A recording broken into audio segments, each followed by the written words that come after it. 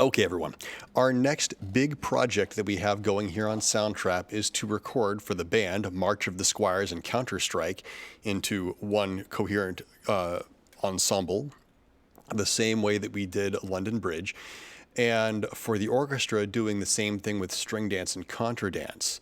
Now, it's very important that before you attempt this project, you have first done the beginner level project, the London Bridge is Falling Down for the band, or Lightly Row for the orchestra. If you haven't done that project yet, go back, watch that how-to video, and complete that project so that you know how to use the tools in Soundtrap to make a recording.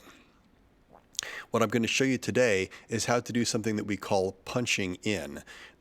Very few of you could probably play it absolutely perfectly in one shot. Odds are you're going to make a mistake somewhere and you're going to want to be able to fix that mistake. There's a couple different ways that we can do it. The first way is probably the easiest way. So here on the screen, I've got my March of the Squires on the right-hand side, and the left-hand side, I've got the Soundtrap project we're going to use. When I give you the template for the band, it's going to include all 4 of these lines.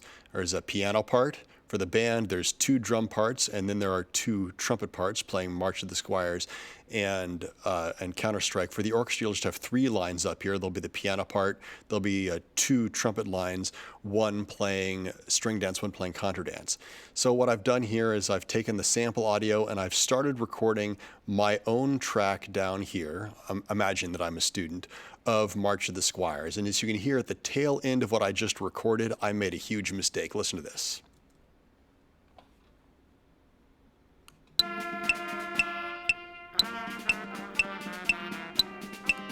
Blah, blah, blah, blah, blah, blah, blah, blah.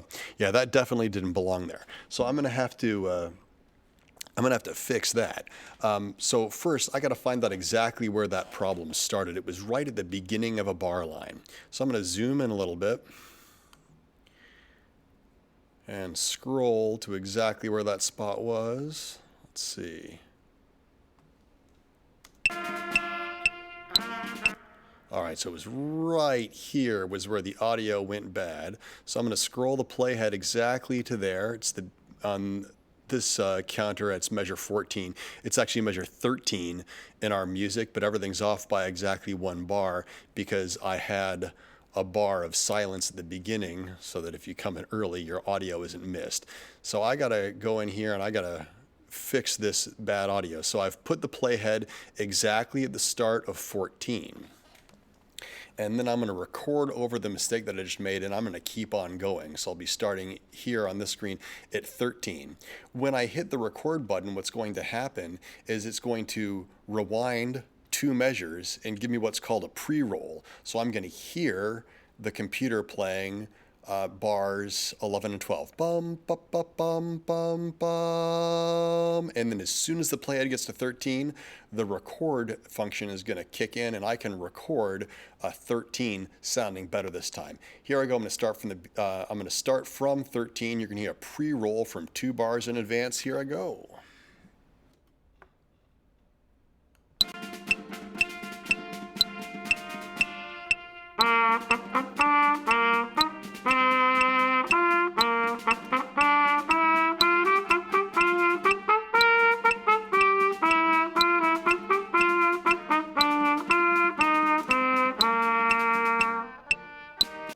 So I stopped right at the second ending. That worked much, much better. Now if I rewind the playhead back to where I started, listen to how it just sounds like one person playing.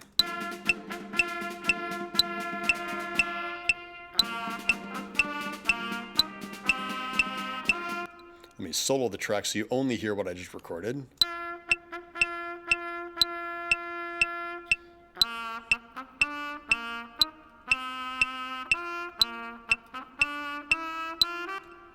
So that sounds much better than what I did before, and in fact, it sounds seamless, right? I can play straight through it. Well, but I stopped at the second ending, and I've got to be able to come in on beat 3 in this bar here. So let me hit play. I'm going to stop it as soon as it gets to the first note of the second ending.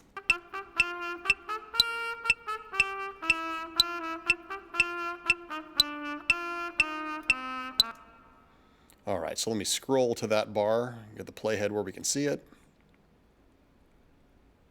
Zoom in a little bit. So I can see here the playhead is exactly on measure 21. I'm going to move the playhead to beat 3, right in the middle of bar 21, so that I can start recording on these quarter notes right here. Here I go. You'll hear a pre-roll of exactly 8 beats, and then I can come in on the pickups to 22.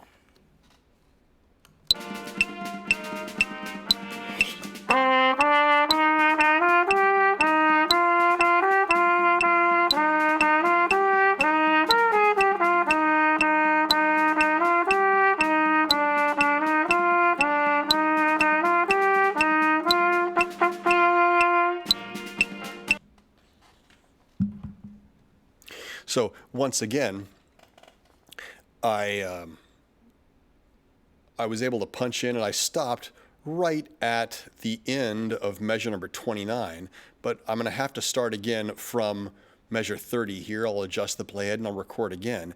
This way, no matter how many mistakes I make, I can fix that. Now, let's say that I want to, I just want to start anew. I don't want to pick up, at the end of where I left off. I want to record something that's right in the middle. So I can create a new track, and I can set the playhead exactly where I want to start. So let's say I want to re-record just the chunk that I just did. So I'm going to put the playhead. Oops. I'm going to put the playhead right at the beginning of the pickups to 22. I've got this new track set to record, so here we go. This way I can save what I did.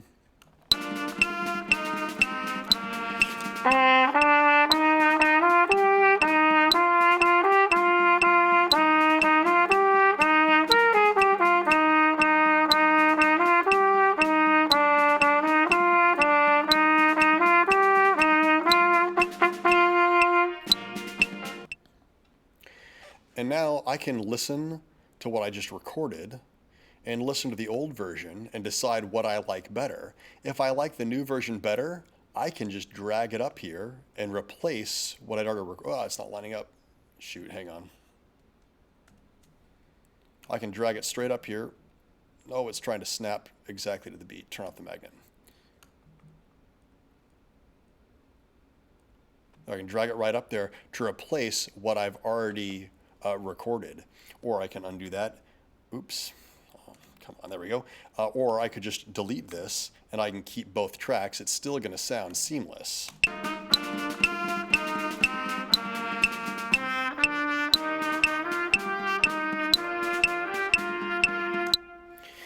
Now, there's one other trick you can use for punching in called auto punching.